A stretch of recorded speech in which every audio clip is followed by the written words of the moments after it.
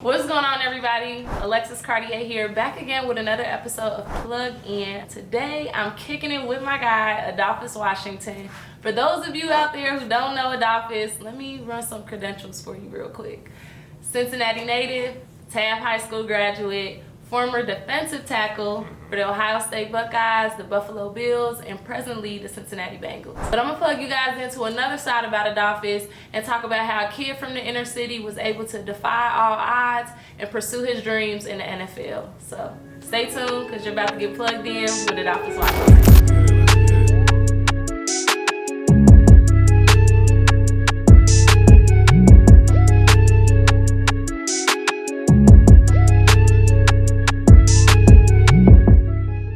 I want to rewind a little bit to when you were younger, growing up here in Cincinnati, getting into sports. What part of Cincinnati did you grow up in? What was that experience like for you? I can't, say one specific area. But I mean, okay, mainly the west side, but not one area on the west side. I was pretty much all over. Got into sports kind of, just following my big cousins around. One day, I was literally just standing there. One day, a guy was like, "How old are you?" 10. Yeah, he thought I was 10. So he was like, "How old are you? Like, who do you play for? Like, who are you here with?" Like, I'm telling him all of this. I'm 4 years old. I don't know this dude. So, I'm telling him all this. And I go practice with him for the day. I'm the only kid out there with no equipment on, but I'm still out there practicing. Me not knowing no better. Right. Just having fun. So when they put me out there, they just put me on defense and said, just tackle the person with the ball. So 7th grade, the football coach, I went to Chase Junior High School over at Northside. Yep. And the football coach was trying his best to get me to play football, but I kept telling him, no, I'm going to the NBA. I'm not playing football anymore. And he told me, he was like, just come out to practice just one day and just watch. And that feeling just came back all over again. So I ended up playing football. They literally had their first game of the season that next day. You played? I never practiced, and I played in the first game. I scored 5 touchdowns. It was crazy or whatever. But so I continued to play 7th, 8th grade. 9th grade, I get the same attitude. I'm playing basketball. I'm just gonna play football just for the fun of it. Mm-hmm. So I ended up playing freshman football. We go 10-0, the first 10-0 team in school history or something like that. And all these football offers just start rolling in. UCLA was first, then Alabama, Ohio State. Then What grade in high school? Freshman year. Freshman high year. School. I'll never That's forget. super I cool. was in. So the head varsity coach at Roger Bacon was the freshman math teacher. Okay. So I was in his class, and it wasn't basketball season yet. It was still football season. So still football season, and the coach comes, Brian Kelly from the Cincinnati Bearcats. This one, Cincinnati was on top, they were winning and all of this. What was it, 09, somewhere around there. Because what year did you graduate high school? 2012. Gotcha. Okay. Yeah, so this is around 2009. He comes and pulls me out of class and tells me you have a full ride scholarship to the University of Cincinnati and all this, and I'm just like, wow. Right, okay. I don't know, really don't know what that means, but if it wasn't for sports, I probably wouldn't have went to college. College was never even an option for me until I found out you needed to go to college to go be a professional athlete. You know what I mean? So that's when it started becoming oh, I want to go here, I want to go there. This school good, this school's not good. You know what I mean? My freshman year is really when all of that stuff hit me so fast, because the offers and stuff just started rolling in. And to be honest, I had never really watched college football up until that present time. And I'm I got to start learning about these. That's a crazy change of pace, too. It is. I played sports my whole life, but I just never watched it. I used to just play it. I would watch it if I'm, hanging with my AAU guys or something like that. But other than that, when I was at home, I was watching cartoons. I was watching SpongeBob. I was watching something. I never watched sports. With all the offers that you were given, what separated Ohio State from the others?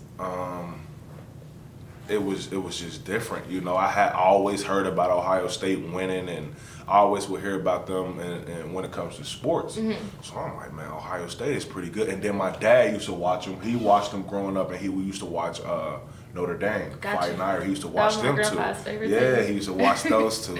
So it was kind of like those were my teams. You know how you grow up in it? You know, I kind of just grew up in it, and it just happened to be, you know, right here in Ohio, not that far away, and it was and close to family too. Close I'm to sure. family. Family was able to come watch me play anytime, so it definitely was the perfect fit for me. Got you. If you knew then what you knew now, like what advice could you share with younger men out there that's hoping to follow in your footsteps? Academics is definitely, you have to take that very serious. I kind of had a situation. So my freshman year, I went to Roger Bacon. Freshman year of high school, I went to Roger Bacon High School. You know, it didn't quite work out over there. You know, so I decided to transfer and go to Taft, where I originally was supposed to go. Got you. And Roger Bacon had did something with some grades and some transcripts to where by the time I got to Ohio State, it was affecting me getting in. You know, Got so you. I had went through this long time period from when I reported to campus to when class started. Like I had to make that meet that criteria within that amount of time. And Gotcha. it's like 3 days before class started, Urban Meyer, the head coach, he came in and told me that I got accepted. Man, that was one of the best feelings in the world. Like, cause I really was up there, like In limbo. am I really gonna have to go back home? Like after I done did all of this stuff, like. And then also in my head, I'm thinking like, what else am I gonna do? Like, all I know is football. You know what I mean? Like, I don't have a college degree. You know, all I had was a high school diploma. What do you think separated you from, or made you a top recruiter? Separated you from other people, either in your role or either other people that that were compared to you In high school. Yeah, in high school, college, wherever. Honestly, the internet. The internet kept me motivated. I know it sounds crazy, but I would go on to these like little high school websites, and I would look at the overall rankings, and then I would look at position rankings, and I would just like look to see where my name was at. You know, when I first got in high school, when I first found out about these websites, I would go on there, want to see my name anywhere. That's motivation. Motivation, you hear me? So I was going hard. Football, basketball, AAU in the summer. Like I would like freshman, so 7th grade, 8th grade, 9th grade, 10th grade, 11th grade. From 7th grade on, I went hard, and like I'm telling you, like it was like. When did you finally see your name on the websites? Probably like that summer from freshman year going into sophomore year. Like I had, That's the early two. I made the end of the list, but I worked my way up. But by the time I was a junior, I was probably on certain websites, I was top 50 in the country and overall, and top 5 in my position. Gotcha.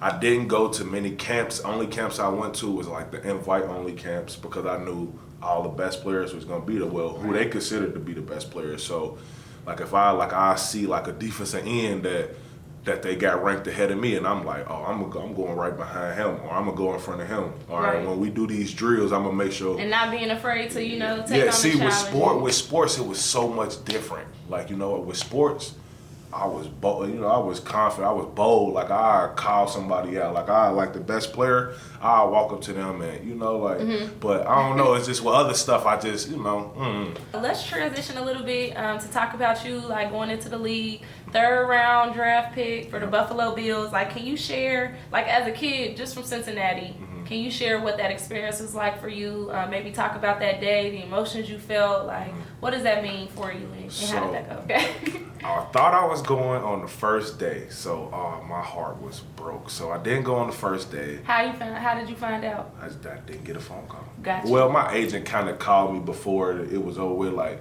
yeah, we ain't really hearing nothing about the first round, so we'll just, tomorrow. And this was probably like pick 12, 13. We was still early, like, but that's his job to be honest with me. Right. So I'm okay. It's whatever. Like I'm Saudi. Okay. Next day, I had an outfit and everything. You hear me? Like I was ready. Like had an outfit.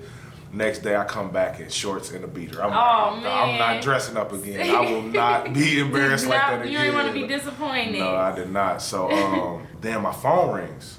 Like, and at first, like I missed the call because I'm just like, who want to talk to me right now? Like I don't really feel like talking. But it was like a New Jersey number. But I'm like, maybe, I don't know. I just wasn't thinking clear at the time. Like, Then I'm sitting and they were like, what are you waiting for? Like, answer. So I ended up having to call back. Like, and it was the Buffalo Bills. And I'm like, I wanted to ask, like, why are y'all calling from New Jersey? Like, what are y'all doing? Like, but that was so close. Yeah, I wasn't right. even you thinking about that. So it was the GM, you know, he was telling me that they taking me with their next pick and all that stuff. And man, my heart exploded. Like, I was so happy. Like, I thought I was still a first round pick. I ain't even gonna lie, I was that happy. But I mean, considering coming from Cincinnati, like, that's like such a commendable accomplishment. Yeah, like, despite first, second, third, like, it's just something to be proud just of. to get the anyway. opportunity to even play in the NFL, because to be honest, we don't get a lot of respect when it comes to football. Like, even though we're like, you know, top whatever in the country in football as far as Ohio, a lot of people do not respect us, and a lot of people don't know, like, Ohio has like the fifth most natives in the NFL. Like, a lot of people don't know that. But it's definitely an honor, especially coming from Cincinnati, especially coming from the part that I come from. Right. You know, not the whole Cincinnati, but, you know, the inner Cincinnati. And I would say, playing for the Bengals, since you with the Bengals now, like, what does that mean? I'm sure as a kid, you grow up watching the Bengals, and now, like, you playing on a team. So, like, what does that mean for you? It's definitely a dream come true. Like, when I've been down here, you know, multiple times, but I've never been down here to play for the team. Right. So when it was like I finally got to put that on, like, it feels different. It felt different to put that uniform on. Like, you know, a lot of the guys, you know, had, you know, a few choice words about, you know, Coach Lewis getting fired or retiring, whatever. And I was just like, bro, y'all don't understand. Like, we was the Cleveland Browns at one point in time. Yeah, like, for sure. Like, he came and turned this city around. Like, we love dude. Like, you know, you got your couple people out there that don't really know what's going on, and they just on Facebook on the outside talking, looking in, you know? right. But it's like, to hear that from some of them, I was just like they don't really understand either, though. So it's okay. But I love being here. I love Cincinnati. Yeah, it's nothing like home. I love it here. Like, I want to, you know, when I'm able to buy a house here, I want to make sure this is always home, you know. And I'm going to try my best to do what I can to help, you know, younger kids, older kids, whatever. Moving from college sports where you top caliber talent, now you adjusted to a different caliber, maybe something more advanced. Like, how would you say that adjustment is like? That adjustment for me, I'm gonna be honest, it has been a little slow. You know, that's why I dealt with what I dealt with in Buffalo. That's why they let me go, and I'm here now. You know, I developed slow, but right now I feel like I'm at my peak. You know, I'm peaking. I'm going here. I'm going in the right direction. So as long as, you know, the Bengals give me the opportunity, or whoever it may be, as long as they give me the opportunity, I can go out there and, you know. It's only up from here. And I know you're just recovering from an injury, right? Yeah, you want to talk a little bit about your injury? Yes. It was against the Saints, probably a week and a half. I mean, not a week, a month and a half before the season over with. You know, we still kind of in the playoff run or whatever. And literally nobody touched me, nobody pushed me, nothing. I was just running, and I just felt like something in my knee, and I'm like something's not right here. Like, so I stay in, like, I try to tough it out, you know, be a football player, tough it out, be a tough guy. And I just could not push off of that leg. I'm like, man, something like, I'm thinking like, man, something wrong with my ACL or something. Like, the ACL is serious. Yeah, like, I tore my ACL, so I know. I'm like, no. So I run to the sideline, and the doctors was right there waiting. They was like, bro, we seen you. Like, you literally could not stand up. I'm like, well, let's take a look at it. Like, let's see what's going on. And they was just like, it's not the ACL. So they were like, do you feel like you can run? I'm like, you seen what I was trying to do. Like, like, yeah, it's over with then. How did you feel at that time? Like, were you worried? Like, what did you think of it as far as, like, honestly, what the future held for you at that moment? So I had just got signed off of the practice squad from the Dallas Cowboys. And, you know, it's certain rules in certain situations. So when you get signed off a practice squad, they only have to keep you for 3 weeks. So that was my 3rd week of actually playing. Right. So I'm like, man, if they gonna cut me, if they gonna like, and they didn't. Like, they stayed in there with me. Like, we gonna get you ready for next year. I'm like, bet, like, let's do this. Like, and right now I'm like, made you feel way better. How was the physical therapy? It was great. I was one of the first people in here every day. Like, I made sure I did my treatment, whatever they needed me to do. I tried to do extra, you know, whatever. And they made sure I was great. What's your favorite off season? You on a diet during the season, or you eating whatever you want? Okay, I eat whatever I want, but I should be on a diet. So, Okay. but I'm starting. That's what I'm saying. I'm progressing. Okay. I'm going in the right direction. I've been doing a lot better as far as eating and stuff. Like, you know, I got rid of, you know, social medias. I'm trying to, you know, get my mind and my body right. You know what I mean? So, That's focus on football, focus on my family.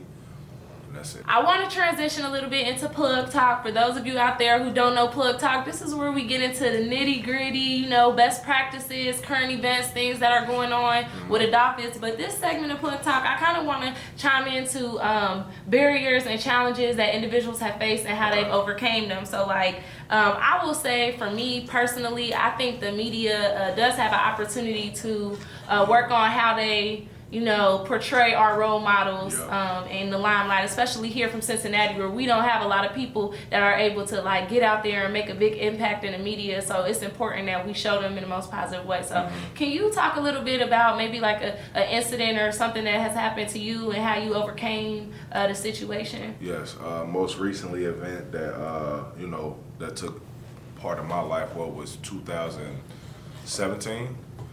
June 9th, I'll never forget the date. I went to the pool party. Some guys I went to school with threw a pool party, an adult pool party. Gotta add that in there, adult pool party. And you know, we was out there at Cocoa Keys or whatever, you know, and it was a, you know, a kind of a hood party, I should say, you know, so. It was a get together, yeah, so I got there kind of late, you know, I had to park in the back, you know, it was kind of messed up situation. So I finally get inside. This when I realized how bad the pool party was. The pool party was pretty bad. It got shut down. There was a lot of people there. A lot of people there. Gotcha. So I planned on leaving early, but the party got shut down even earlier. So I was like, damn, like, so I'm talking to the security guard. I'm like, can I just stay in here until the parking lot clear out or whatever? Like, he was like, man, I ain't in charge, but I'll let you stay as long as I'm allowed. Like, so he left. He came right back like, they said you gotta leave. I'm like, oh man, okay. Like, so and were you by yourself? I was at that time, but then I ended up seeing Jermaine. Gotcha. So I was happy about that, but Jermaine had parked in a totally different spot. And that's your best friend, right? That's my best friend. Okay. Best friend, yeah. But he parked in a totally different spot, so I'm like, I'll be okay just to go to my car, you know what I mean, while he go to his. So we meet, you know, everything cool. We meet, we going out, and I have my gun license, I have, the gun is in my name, everything, you know, so I'm leaving out the parking lot, I'm in my slingshot. This is a 3-wheel car. It's an open top too, right? Yeah, it's an open top. So I'm leaving out, the gun, and my gun is on me. My gun is on me, which is perfectly legal, you know, like, so I see Samaje Christian, another guy from Cincinnati. He played in the NBA, you know, played with the Oklahoma City Thunder. He's overseas playing right now. I seen him, so I pull up next to him, and I'm like, in my head, I'm thinking like, I'm about to be sitting here talking with another guy that's playing a professional sport. Like, I don't need to have no gun and nothing. Like, take the gun off of me. I lean over to put the gun into my glove department. Like, I'm trying to, you know, diffuse the situation. Right. At that point, it wasn't even a situation. You just doing the right thing. Yeah, but you know, I'm trying to do the right thing at least. Like, so come to find out, police officer was following me the whole time, but he's walking because we in the parking lot. I ain't driving that fast. Like, so I leaned over and the police officer is literally standing right there, like staring at my car. Like, so when I did this, he seen the gun. Like, so I couldn't be mad at him for reacting the way he did. Like, he didn't know what was going on. Right. Like, it was never an interaction between me and Samaje or any of that. Like, so I just seen him. Like, he said, "What's up?" Like, that was it. Like, I put the, like, so he pulls the gun out. He starts yelling. All the officers come over there. I'm complying. Everything they tell me to do, I'm doing. I get out. Take me to jail, and it was just a whole mess of nothing that it shouldn't have went that far. Right, but ultimately, the charges was dismissed, right? So because at the end of the, you are a law-abiding citizen, you did everything the right way. But I know, like, for people out there who may not know you, or maybe they Google you, maybe they heard about you for the first time, that's one of the first things that comes up. Like, so what can you share? Like, what type of challenge did that create for you at that time, and how are you like dealing with that type of situation? Honestly, I just had to sit back and just take it on the chin. You know what I mean? Everybody was putting all these crazy stories out there, like walking around I'm walking around with kids with a gun. Right, at adult pool party. Yeah. Nobody never mentioned that it was an adult pool party. Nobody ever mentioned that I had my gun license. Right. That the gun was in my name. Like it wasn't a stolen gun. Like I wasn't, a thug or a felon or whatever they tried to label me as. Like I wasn't that. Like I played sports and went to college. Right, How can I be a thug? Adolphus is like a teddy bear for real. Like how can I be a thug? Like I went to college. There's no thugs in college. You know what I mean? Like that's not me. That's not me at all. Like, but it was just like they were trying to make me seem like somebody that I wasn't. And it was like the world was believing. That's the power of the media. Yeah. Like, and for those of you out there, if this is your first time watching Plugged In, like that's what my hope is to do with this with this segment, this interview, like this platform, is to show you, like, plug you guys into another side about players, people in the industry, them and their businesses and their prospective industries, and share that side that you may not know, like, and give you guys some insight, so you don't just get out there and start believing everything you see on Google search. So what keeps you humble, like, despite all of your accomplishments and everything positive and great that you've been doing? Honestly, my best friends, my family, they don't treat me, any different. They treat me like the same little boy I was that grew up my whole life. You know what I mean? Like, obviously some things have changed financially. You know what I mean? Like I'm a lot more, reliable. I should say, when it comes to finances. But you just have to be a man and know how to say no, know how to say yeah, know who to tell no to. You know what I mean? Know who to trust. To handle something like that. And how is that support system? Support literally is everything, especially in a business like this with football. Like, football is a business. At the end of at this level, it's not a sport.